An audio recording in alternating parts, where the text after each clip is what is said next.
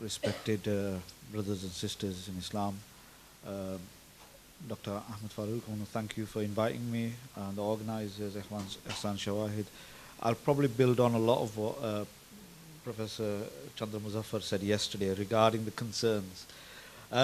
First of all, I'd like to applaud all of you who have done something which is part of the tradition itself, which is actually traveling. I'm using the words that Ahsan mentioned, movement, that you've come for learning and sharing knowledge as well.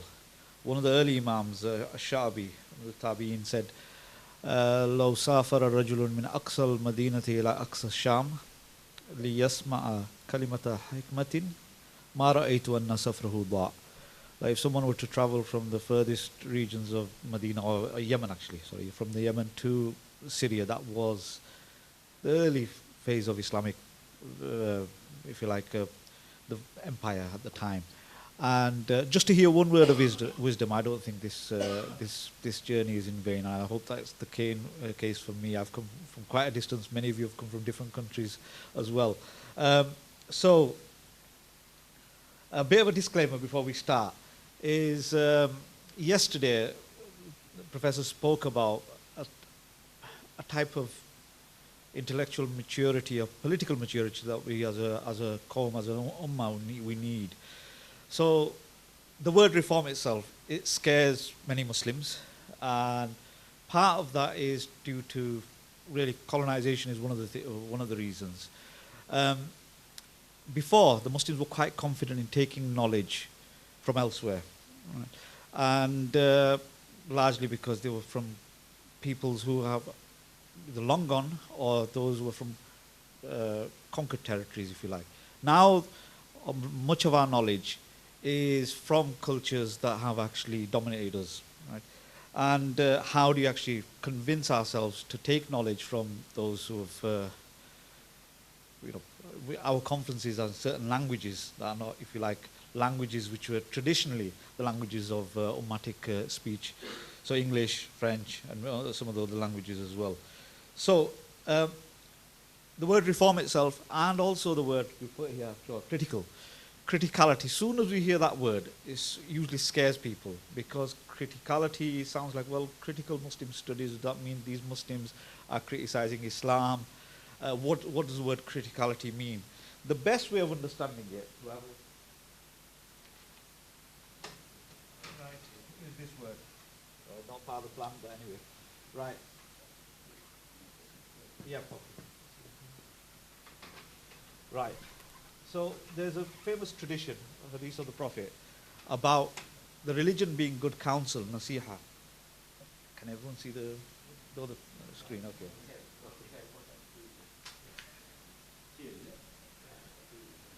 Huh? So the religion is nasiha, advice if you like. And what is that? That advice. That advice is for the general peoples as well, and the imams, or the leaders of the community as well. And in other words, there's a process of self-reflection, whether it's the individual or the community at large. Now,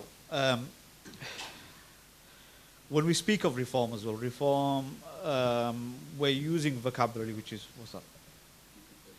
All right, okay, it's fine for now. For now, it's fine. Right, so what we tend to do is our own experiences, we tend to use analogues from other communities as well. And Reformation is one of the examples. We're looking at the situation that Muslims are in. I need to be even louder. Okay. The situation that Muslims are in, we tend to look at something which the Quran actually tells us to look at, is the experience of those who came before us, in particular the Jews and the Christians, our siblings, our cousins. And in that sense, that's probably one of the reasons why many thinkers have used the word, or let's look at the Reformation, let's look at the word Renaissance. Nahda is something that akin to the Christian Reformation, or the Hasbara of the Jewish tradition as well, similar time as the Nahda, 19th century. So it's part of something which is dialectic in the Quran with the Christians and the Jews. فَاسْأَلُوا أَهْلَ الذِّكْرِ إِن كُنتُمْ لَا تَعْلَمُونَ. Ask the people of remembrance if you don't know. Largely, most people have ignored what the exegetes actually say, who Ahl al-Dhikr are. Ahl al-Dhikr, if you go to the Fuqaha, they'll say it means the Mujtahid Imams. If you go to the Sufiyas, they'll say it's the awliya, right? And if you go to the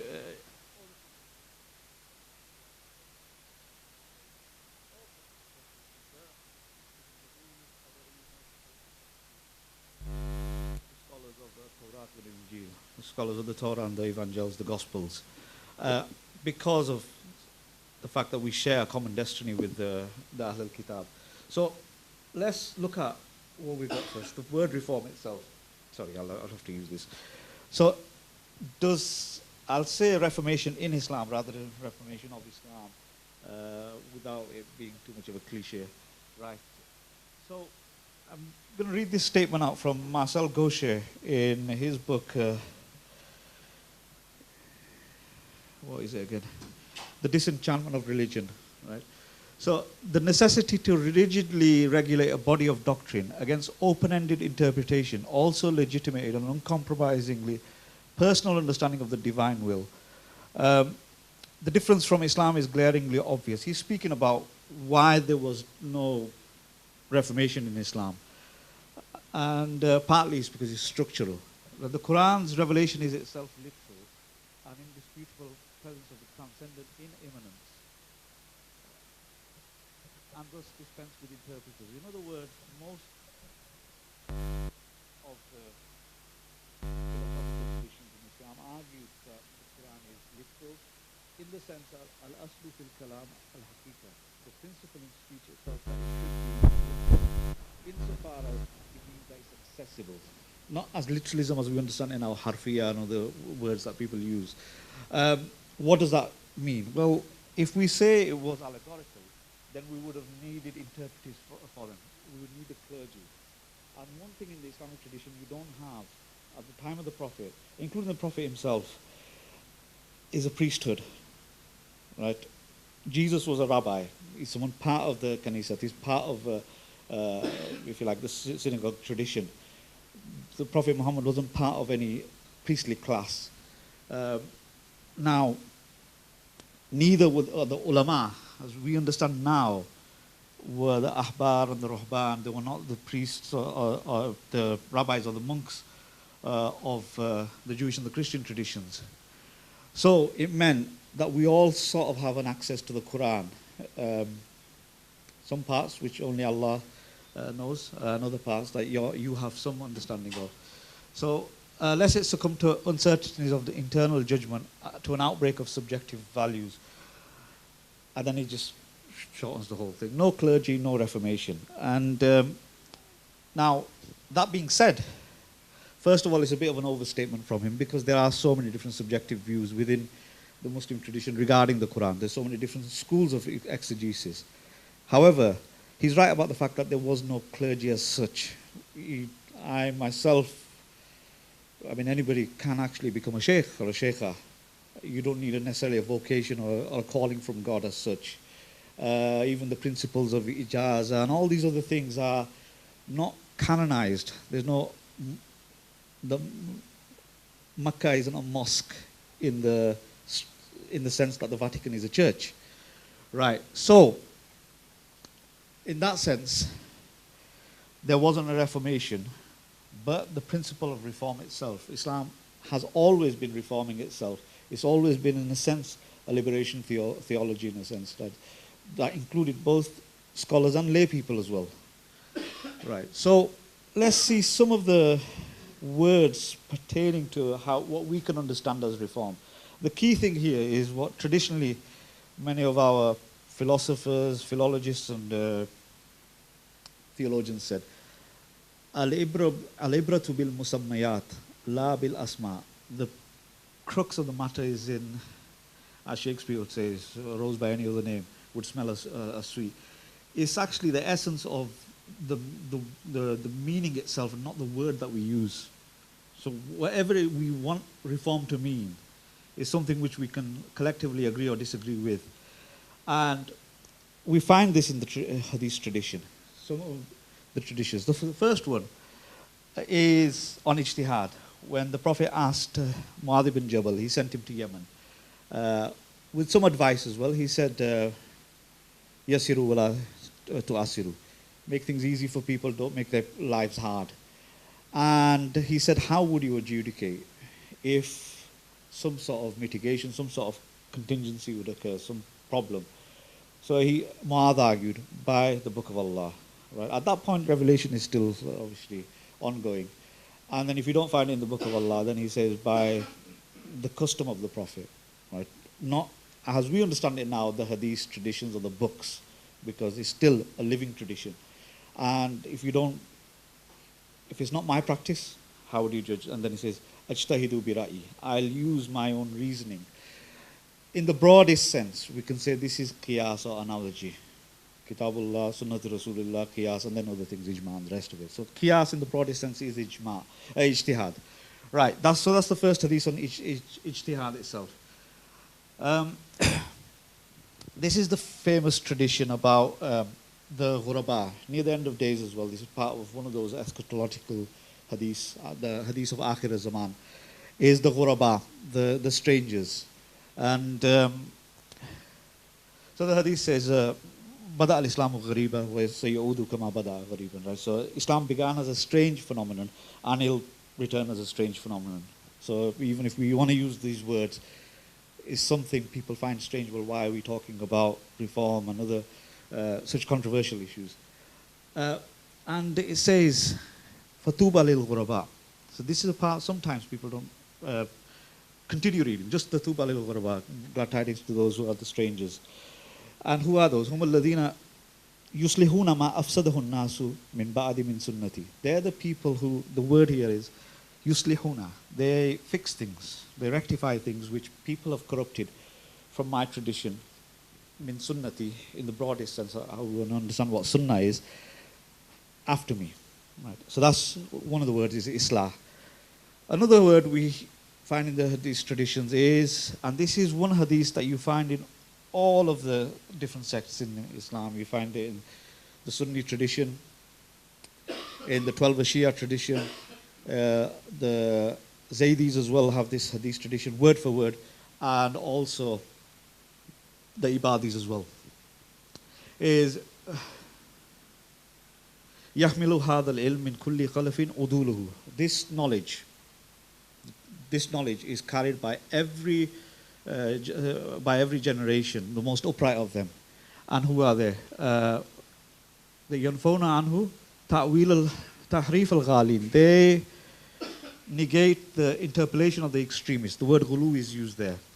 And intihal al-mubtilin, and the assumption of thwarters, those who are trying to change the tradition, if you like. And then the ta'wil al-jahilin, and the interpretations of those who are ignorant. So Islah again is mentioned here. And the last one is the one which is Tajdid, the concept of, so sometimes it's interchangeable or synonymous, is Islah and Tajdid. So the word here is يَبْعَثُ اللَّهُ لِهَذِهِ الْأُمَّةِ عَلَى رَأْسِ كُلِّ سَنَةٍ. God will raise for this ummah the beginning of every century, man yujaddidu laha dina, who will revive. It's in generic terms, who will, rather than a man or, so who will revive the religious tradition, the religion itself. Right? So that's where Tajdid comes from. Now, Tajdid is used, and Islah are used in two different ways in contemporary Muslim thought. And let's try to understand how these are. If we understand them as dichotomies, there is a type of thing, traditionalism, and let's just call it modernism for now, right? But in most religious traditions, this is the versus thing, right? And so who will use what words, right? So what we see is the traditionalists will prefer the word tajdid, and the modernists might prefer to use this term Islah, right? They're not crystal clear, right? Sometimes they both mean the same thing. Right, So these are the terms. So the reformed vocabulary from the Hadith traditions. How can we understand these terms? Some of the words that I've heard here yesterday is, what does Ijtihad stand for? I'd say in contemporary vocabulary, to use Isra Ahmad's Jadid Istilah, right? So contemporary nomenclature, if you like. What is that? The idea of progress itself. Progress might be somewhat good, it might be somewhat bad, right? Let's just go with the fact that, okay, it sounds good for now, right?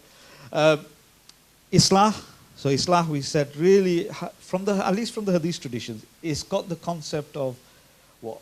Correcting something. Something needs fixing from that Hadith tradition. Yuslihuna ma afsadahun nas.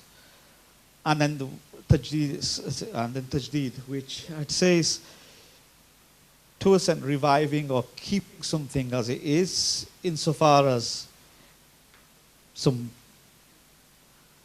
core principles need to have reinvigoration. Right? This is probably the best way of. All of these are working terms for at least these next few sessions. Right.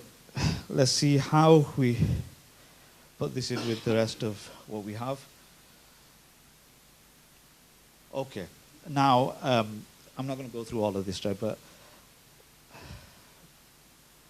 since we're going to argue Islam is a liberation theology, then all of you here as theologians. So what does theology cover? Right? I mean, if there is no clergy, then we've all got a stake in it. Right. Right, forget this stuff, right, no matter. Right? But if we look at theology as a discipline, there's so much to cover. And part of the concern of reform and Tajdid is at least giving a lot of this stuff some consideration. Right, look, it looks fancy, right, but don't worry, we just want to look at certain things, right. We've got crazy stuff there as well. Look, post-theology, you've got the death of God, process, Holocaust theology, queer theology, exotheology. Does anyone know what that is? Right, when we discover aliens, we've got to think about how do we actually communicate the deen to aliens. Right, so, right, what is the theologian concerned with? Look, when we read these things here on theology, it will give us an understanding of what we're trying to do. And I think most of you have thought of this. Some of the conversations I had yesterday, I think many of you are considering this. Yeah, just take a quick picture if you want, right? Okay, so I'm going to zoom into this concerns of the theologian, right? So let's have a look at this. These are the things I think all of us, to some extent, are concerned with. We want to understand Islam, the deen, right? That is understandable. It's part of the our concerns of us being a Muslim. Understanding another's religious tradition. Well, this is part of. I mean, many of you, I just spoke to someone who said from a different religious tradition, wanting to know more about Islam, which is fine. Or for Muslims who want to know more about the other traditions, right? For, the Eastern religions as well as the Western religions. Perhaps even the analog, the qiyas, and I spoke about that, the Ahl al-Kitab, constantly Muslims are doing this type of analog. Sometimes you might be wanting to defend a religious tradition, whatever religious tradition that is. It might be something which is practiced by Muslims physically. Other things that are conceptual, right? So Tawheed and other things, prophetology. Sometimes it might be to change things or facilitate new things. And da'wah, I put it in nice terms, right? In the old days, they used to call it propagation center. Now it's promotion, right? So let's just call it da'wah right? It's,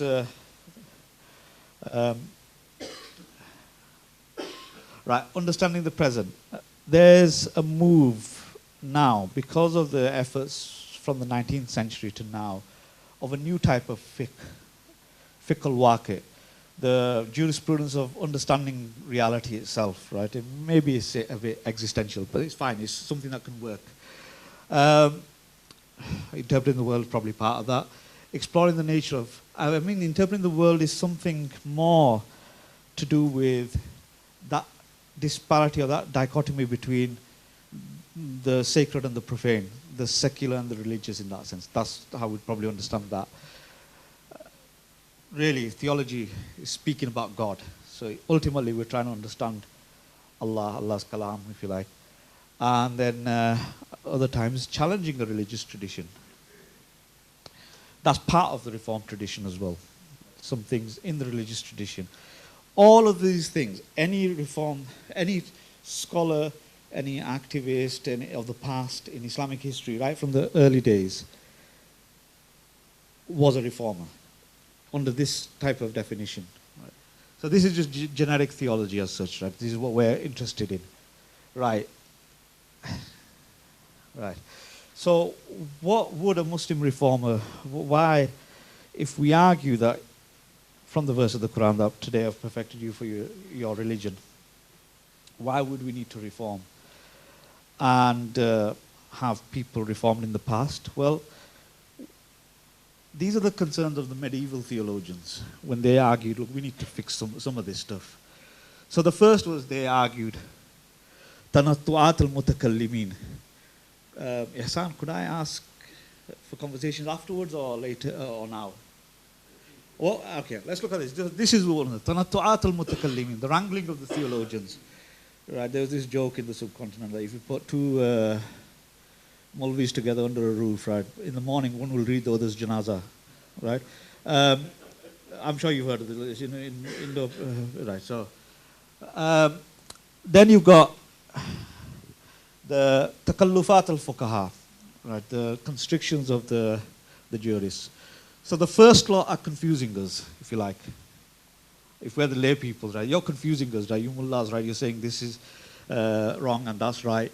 And then you've got the fuqaha, the mufti sahibs who are making our lives hard. And then you've got the last lot, which is the shatahat as-sufiya. Why, for God's sakes, are you embarrassing us, right? What's all of this funny stuff that you're doing, right? Self-harm, the works, right? I remember one of, in Egypt, where there's a guy is literally eating a bottle, glass bottle, just eating this sort of stuff, and it perplexes you, like how they managed to do that. But this is part of that whole thing. So these are the three concerns in the past. All of the theologians more or less dealt with in one way or another. Anyone you can think of, I think I've said it, yeah.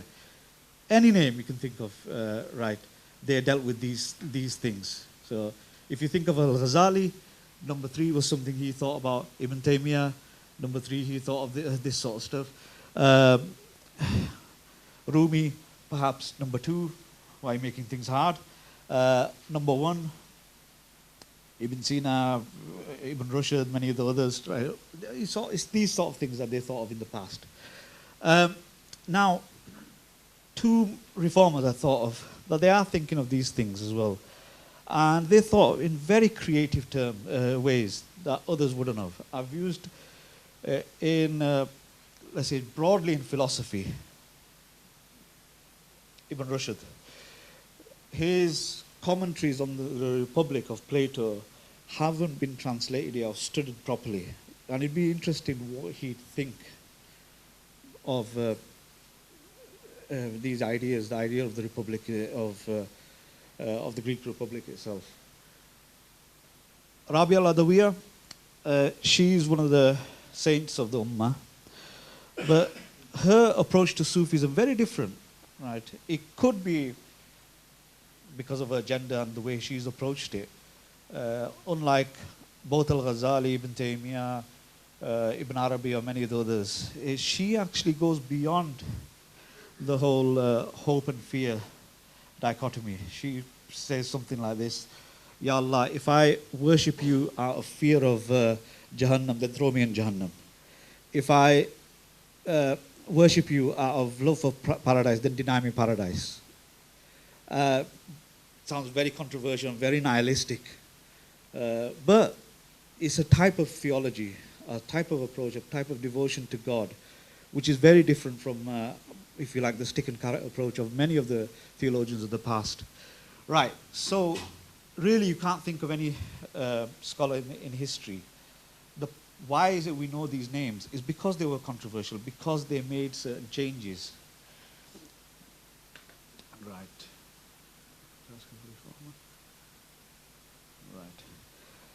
I think part of my remit was to explain the general principles of reform. Some of this is linked to really the principles of fatwa giving, so usul al-ifta. So I'll call it usul al-islah, right? If there are such recommendations, really, there are, these are. So the first is to recognize la ijtihad fi mawrid an-nas, that you can't really adjudicate something new, especially if it goes against something that's already there in the Quran or the Sunnah or the law itself.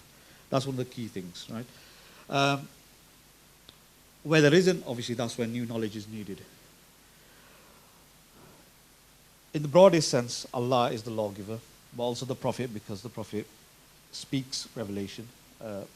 So abrogation itself is something which is controversial. The next session or something we'll cover abrogation. Cancelling something that Allah said. Nobody overrules God or His Messenger. That's something that we just take into consideration. And that's one of the concerns of those who are scared of words like reform and others. The consensus of the community. The consensus of the community is one which is difficult to completely establish absolute consensus, and it's one the Ummah itself is constantly been divided upon. Right? How do you actually unite on an absolute consensus? You've got the Hanafis, who al-Akhtar indana al-ijma'. If we say 51%, that's ijma' to us, right? We don't care what the 49 say, right? And then you got the Brexit as an example of that, yes, right? That's why I'm having to come here, right? And then you have the Hanbalis. The Hanbalis argue anyone who claims ijma' is lying, right? So it's almost impossible on the other hand, right, to establish ijma'. Then the argument is whose vote counts. Is it ulama only? What about female scholars? All sorts of other things as well. What about those who are the intra-religious issues, right? What about the Zaydis? What about the Ibadis and everyone else? If we're going to talk about ijma' of the Ummah itself. So there's those concerns. And there are scholars of the past have tried to gather ijma'as of the past. And the ijma' itself, can one ijma' be overturned by another ijma'? Well, if it's ijtihad, then it can. And if you're saying it's Qur'an and Sunna, is it necessarily ijma' then? Rectifying mistakes. Now, those mistakes can be by the ulama and also the lay people. It's easy to pick on the lay people. Right? They're ignorant, they don't know anything, they're not educated. But what about the ulama? They make mistakes. We're going back to the hadith of Nasiha. Right. Some things I'll bring into right. Creating mechanisms to enjoy the good by promoting good. It's Islam.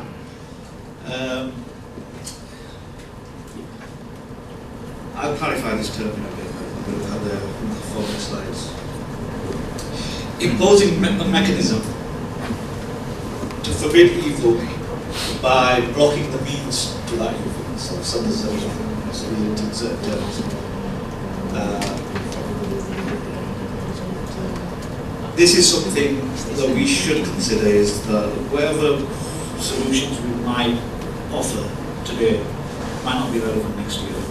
And as long as we're aware of this, then I think we're on the right track in that sense. And this is part of the old tradition. Al-fatwa yuqaddaru zaman wa makan. The old they said this. Every fatwa should be considered time and space. But now those of you who are interested in the interdisciplinarity of subjects, psychology, the role of the person. This is something Iqbal spoke about. Sufism needed behavioral psychology. And behavioral psychology doesn't have that spirit. They don't think about the spirit as such. So if we think about al-fatwa yuqaddaru zamanan wa makanan wa shakhsan as well, right? It's the individual. Fatwas could be, it's not one that fits all, right? And then also, which is very important, is this last, why are we doing this? Right? And I think this is one of the principles I've got here. But these are just something to think about before we open into discussions. Right. Right. Okay. please forgive, appreciate, and stuff like this, things of the fathers and mothers, right? The thing is, this is why are we needing to talk about making changes, is because of the fact that, so given God does not care, he doesn't make mistakes, and the prophets are, I'm using this word, is protected. Right? I'm not using the word infallible, because infallibility is for Allah. But protected, I'm using Muhammad ibn Hanifa's understanding of Allah gives you protection on prophets. What about others? So that means all of us and our forefathers of the Muslim tradition. The Hadith tradition, Kullu ibn Adam khata, all of the children of Adam make mistakes. We can use that word as sin as well, but let's go back to making errors in knowledge. Right? Also, in Muslim epistemology, Muslim theory of knowledge, we know that the mujtahid yusibu yukhti. The mujtahid, the theologian, can be correct and at times be correct. And that's something that most have been comfortable with. There have been some that argue, the mujtahid can be correct in everything. Not because of infallibility, but because of the sources of the Qur'an and the Sunna. But let's stick with this is the majority of people. What about, I'm using the words yesterday from what Professor Chandra used, was what, about communalism. He used it in the sense of riots in India, but I'm saying in the sense of, as a community can we make errors? Well, this is the Hadith tradition, again in all of the different sects, this tradition, word for word. رفع عن أمتي الخطأ والنسيان ومستقر عليه وما أقر عليه. So forget the mistakes, forgetfulness, and coercions of my ummah are forgiven. So what? 3 terms. The first is khata, the fact that the ummah can make mistakes, and that includes a lot of our knowledge that we've produced over the years. What else? Nisyan, forgetfulness. How do we know these things? The Prophet taught us, if you forget in prayer, there's sahu and nisyan, he did these things, and we know how to correct our prayer because we saw him do it. And then the last part is quite interesting, is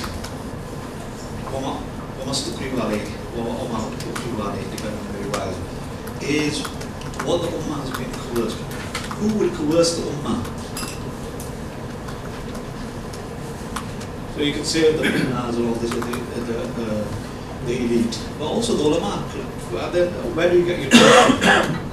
And if the knowledge isn't infallible, then those mistakes you're following because you have no other recourse. Right? So knowledge itself that's produced, you could be coerced because, well, I'm an armed person, I can't do Ijtihad.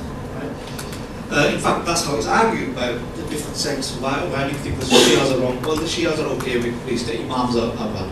And the Sunnis are wrong. Well, the Sunni Awam are okay, but their leaders hate the Prophets. All these sort of things are argued. Well, it's about Ikrah.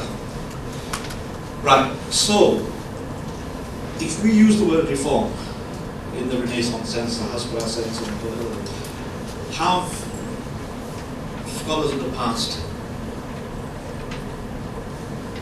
made reform, acts of reform, if you like. So see, these are some of the products I think that have been introduced by them. The idea of Isnad itself.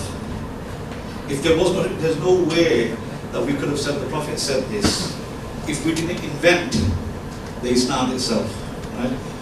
That referencing, academic referencing, that wasn't there before, right? And then we actually start saying al-Isnadu min ad-din. Isnad is from this religion, and if it wasn't for Isnad, anyone would have said whatever they wanted to. Also, going back to Nasiha, is that if criticizing Muslims, right?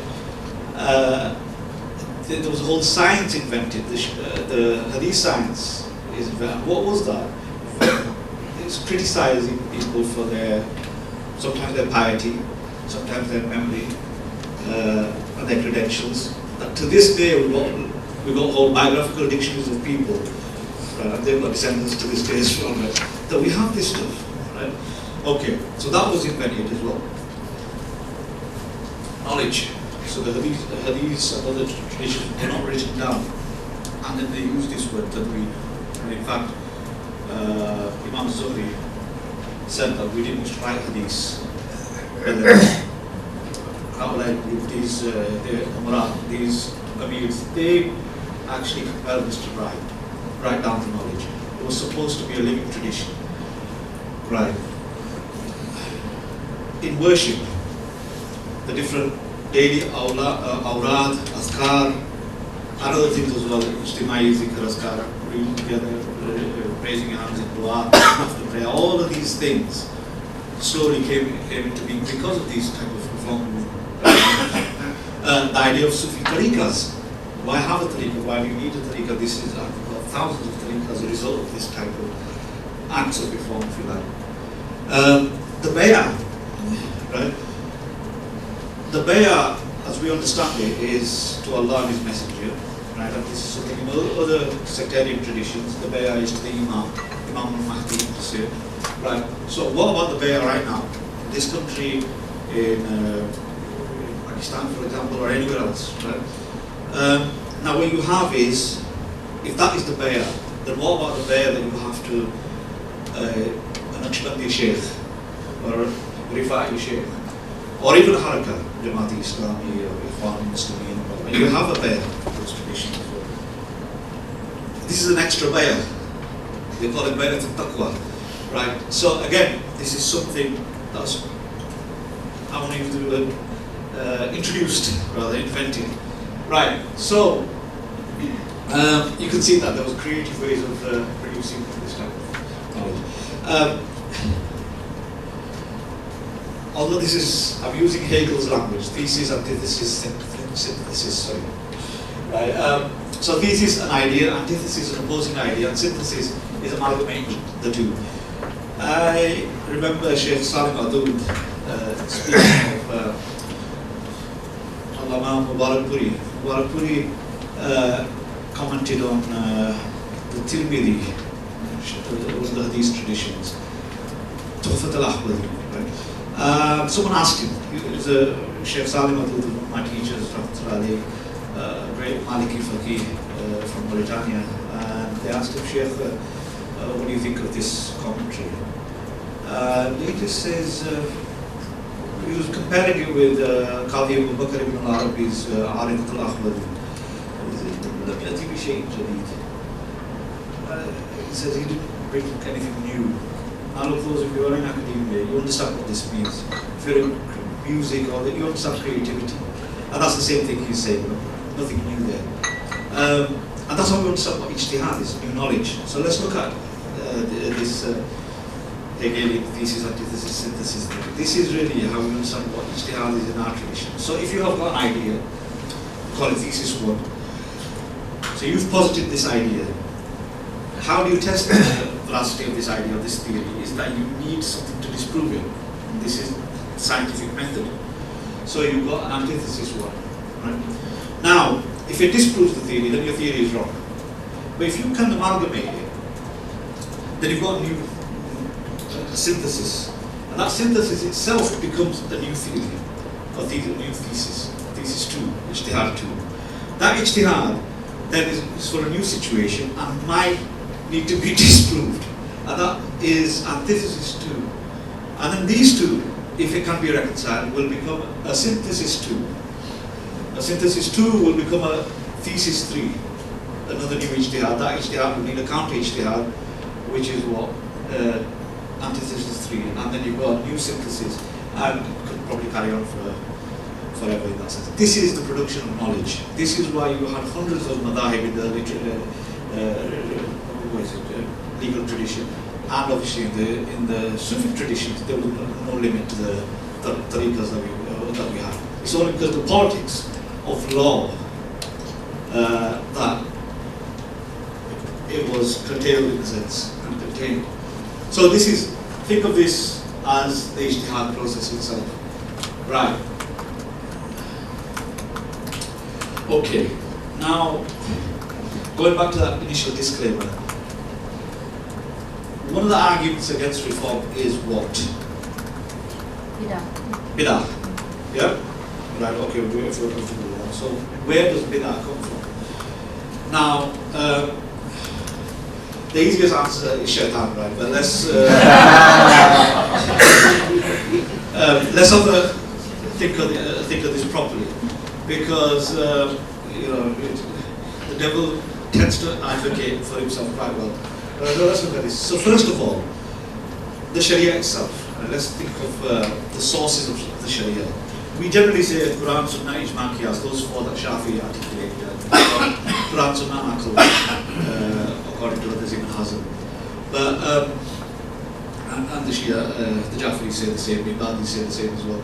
So the Qur'an, the Sunnah, you've got consensus, analogy, Ijtihad, right? And what else? Right? Then you've got something called juristic preference. I did mention this term, and we'll have a look at it.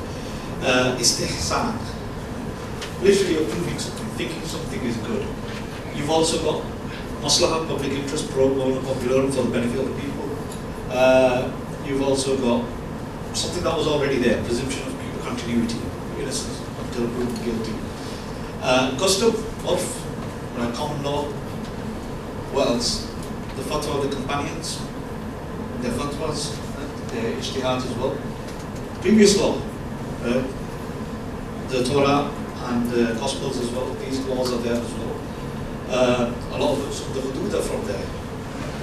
And blocking the means, I mentioned those two reformed traditions was the 5 and number 11.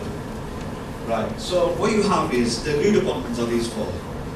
But a lot of Sharia comes from the rest of these 5 to 11.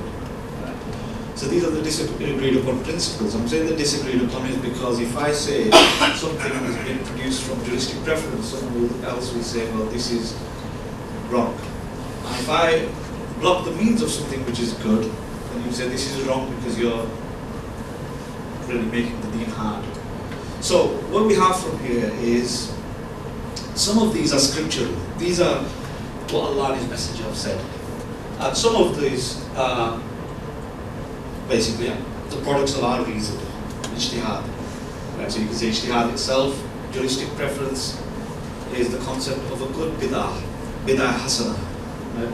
This, like I said, some would say it's a satanic term, but it's a term that the Sharia uses. Right? It's only Imam Shafi, and I know you Malaysians are doctor of Shafis, right? Those Hanafis were a lot more liberal than that. He says, well, resistance is invented. And then you've got the opposite of shade blocking the means. Anything that leads to haram should be right. So what you have is what is rational sometimes dictates how we understand the text itself. The text itself sometimes dictates how we actually think. So it's circular in a sense. Now, from this, look, how do we explain innovation then? And look, a lot of this is subjective. Right? So, from someone else's perspective, every act of reform is bid'ah, every act of tradition could be bid'ah as well. So, reliance on Greek traditions, okay, that's one argument. Hadith traditions, rejecting some of the solitary Hadith traditions, and then when you don't understand how things are actually put together. So, under the whims of literally legal processes, right? So, what you have here is it something law itself? So what I'm asking here is bid'ah these four things, or is it from the Sharia itself? Now, look, we won't say this about Allah and His Messenger, but look, some of the law comes from human input. I think we'll probably get some. Okay. Yeah, so what you have is potential of innovation, wrong ijtihad. Now, that's how we deal with these sort of things. Right? At the end of the day, if any of you have read the arguments of for example, celebrating the Prophet's birthday, it's an ijtihadi argument. And you want to argue against it, you could just say it's a bad ijtihad. Right? I even the argument for a bay'ah to a political movement or to a Sufi sheikh, all of these are from this type of argument. Deliberate, okay, something that goes against Sunnah deliberately. There are very few examples there that we use. So the literalism and the objective-based way of looking at things, rejection, and what we do here, literalism. I think this is good and bad bid'ahs. Now, how do you ascertain if a good bid'ah is good or bad? Look, it's all subjective in that sense. Yeah, this is what I want you to understand is, if reform is a bid'ah,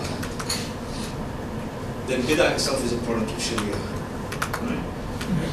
That's the way to understand this sort of stuff. If it's ijtihad, it might not be good ijtihad or something, if you want to argue there's a good and bad ijtihad.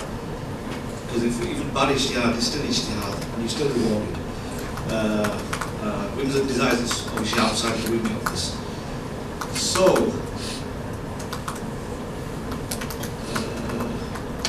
okay, revival of the religious tradition. And this is how we understand all the concern of the deen as in its totality. The famous hadith of the Iman, right, the 6 articles of faith, Islam, the 5 pillars, and Ihsan is worshipping Allah as you know, as though you see him, we don't see him, although he sees you. So, what do we think of in terms of reform? Well, there's reform taking place constantly, from the earliest days to now, about issues of Aqidah. Are we not talking about Aqidah? Right? Most of our Muslim conferences, we have some issue of Aqidah comes up. It's a doctrine. Right? What is Islam? The broadest sense is sacred law, is Sharia. Right? And then what is Ihsan, is spirituality, and again this is the broadest sense, let's say Sufism.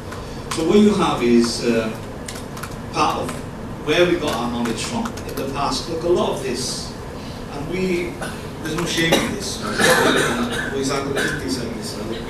We're not ashamed to take knowledge wherever it comes from land's distance, from people's different from us. And how is this? How our Aqidah has been, this articulation, our Kalami books, Qaida Nasafi, many other books, right? It's been informed by Hellenism, right? Through Neoplatonism. And also Christology, the way how we look at Christ, especially our Prophet, the way how we look at Rasul Sallallahu Alaihi Wasallam, is closer to Isa than he is to Moses, even though in theory the Prophet is more like Moses. But the way how Muslims, and I include most Muslims, not just the Sufis, the way how we actually understand Junaid Rasul. Right, the Sharia is been and it's an articulated and informed by Jewish law and also Roman law. So many of those principles that we looked at, Istihsan, Masali al-Masala, some of this stuff is actually from Roman law, and some even the hudud aspects, crucifixion, these things, but they're in those lamps.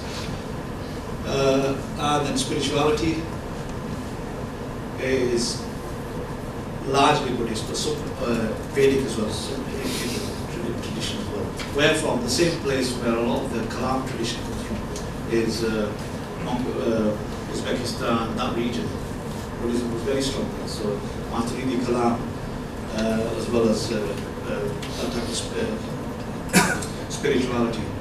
So what is all of this? So orthodoxy, and I think I've called this orthodoxy.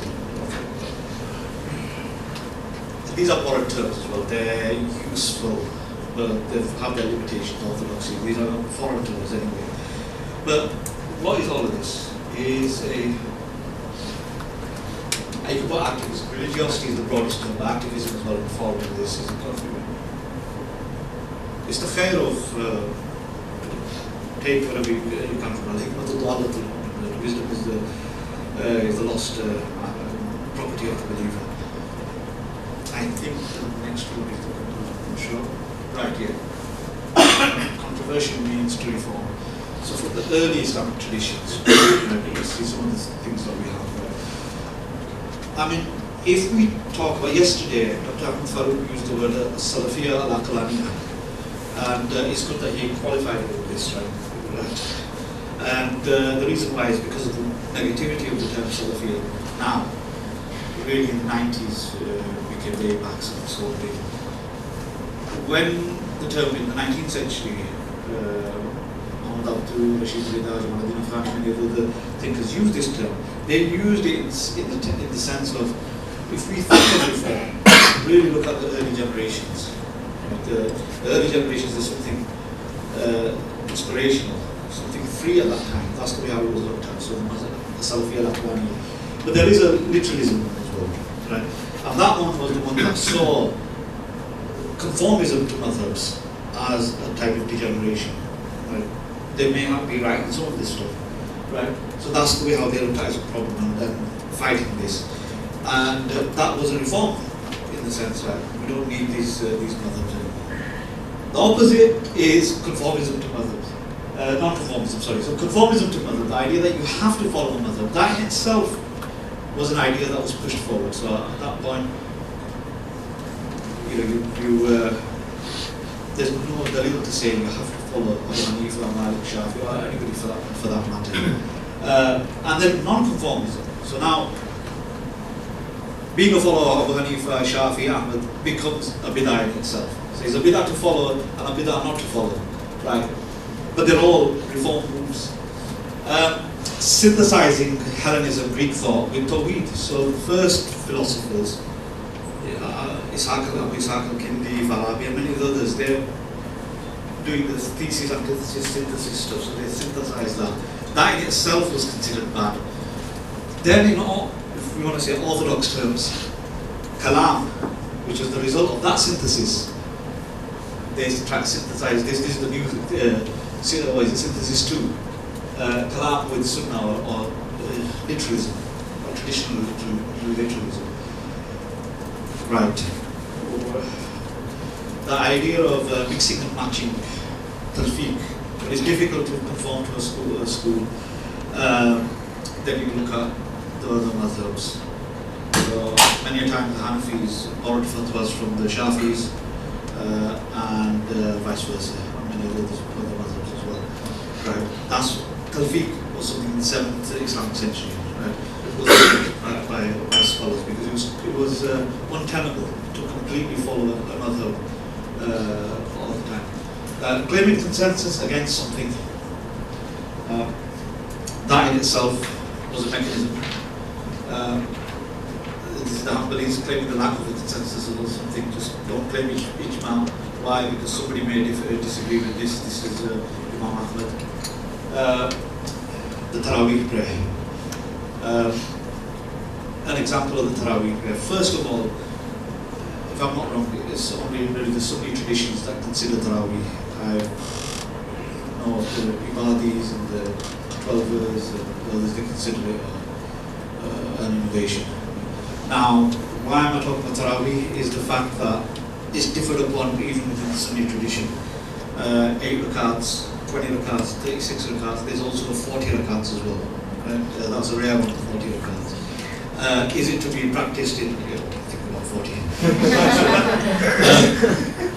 You have, we've got down to 8 now, and then after 8, right, this, even 0 rakats is, there's going to be some reward in that. Now, the thing is this, is his contention. So the thing is the Taraweeh thing. When it's argued, not 20, they use a tradition from Sayyidina Umar, which is Ni'm al-Bid'ah. So what a wonderful bid'ah it is. If a companion is using that term, right? So they start praying 20 in Jamaat itself. Right? Many others one praying in Jamaat. That's what the Shafis consider, just praying in the house if you have to. If I'm wrong with this one, you know your mother better than I do, so correct me. The bay'ah itself, so that was an example. Remember I said the Sufi sheikhs and the Haraka bay'ahs that came later on. This was a rare one. Imam Abu Yusuf, one of the disciples of Abu Hanifa. Have you heard of Salat al-Khawf? The prayer of fear. Right? Prayer of fear is on a prayer that's practiced on the battlefield. And one group prays while the other group watches and take turns. Now, this prayer, everybody else accepts. this prayer, excluding Imam Abu Yusuf. Abu Yusuf says that this is actually abrogated. His teacher Abu Hanifa, Imam Muhammad, Shafi, Malik, everybody else accepts this. He says that this is, because in the verse it says that if you, Muhammad, are amongst them, and you've established the prayer, then they should shorten the prayer, they should do it. There's namaz qasas from there as well. But what he argues is that it's mansukh, it's actually abrogated because with the Prophet no longer being amongst you. And they call this an-nusus bi wafati rasul. Now, there's obviously some remit here, it can be expanded, and this is one of the reasons why many scholars didn't accept this form of abrogation. But it is nonetheless one move, right? The famous loopholes in Sharia. Look, this is the reason why there's akhirah, right? The law can be abused. But these were there, right? The ulama used a lot of this stuff. In Kalam itself, when he was the philosopher Karl Popper, Popper said something like this: making our lack of knowledge a principle is dogmatic. And this is one of the things in Kalam what we find is when we speak about the attributes of God, and in my experience I've said, look, these are terms, bila kayf. Many of you are familiar with this bila kayf. Okay, I'll explain what it is. So Allah has a hand, but we don't know how this hand is. Allah has a face, we don't know how this face is. We don't want to anthropomorphize, we don't want to give human form to Allah. Right, so we try to interpret it. We shouldn't interpret it because then, if something can mean anything, it means nothing. So we'll just say we don't know what this means, but we accept it. Now, it seems like it's a way of solving a problem. But in that case, it's used by largely Sunni ulama. To this day, they don't accept when one Muslim says, I say bila kayf. So the Salafis will say bila kayf, the Asharis will say, these are all literalists. Right? And the Asharis will say, yes, we say bila kayf. The Salafis, no, these are doing ta'wil. So the point is this, is that, look, this is something which wasn't there, strictly speaking, the words of the Quran, or it's a way of trying to understand Allah's kalam. That in itself is something that tried to police, if you like, thought. I'm almost done. I think this is it. Later, we'll discuss Meccan universalism. The idea that really the principles of Mecca are not time specific, whereas the principles of Medina are. Very controversial. And then, this is part of my ending dua, right? So, really, this is the Mu'tazilah had something which is رَبَّنَا لَا تُحَمِّلْنَا مَا لَا طَاقَةَ لَنَا بِهِ. They actually used that. Right? They were saying that, look, we're trying to understand this, but don't overburden us with something that we can't really fulfill. So, Farouk, right, forgive us. And that's what we're doing all of this sort of stuff, is that whatever we try to do, if we're not trying to be God or adjudicate on behalf of God, but trying to understand what Allah wants from us, and we could be mistaken in that. So,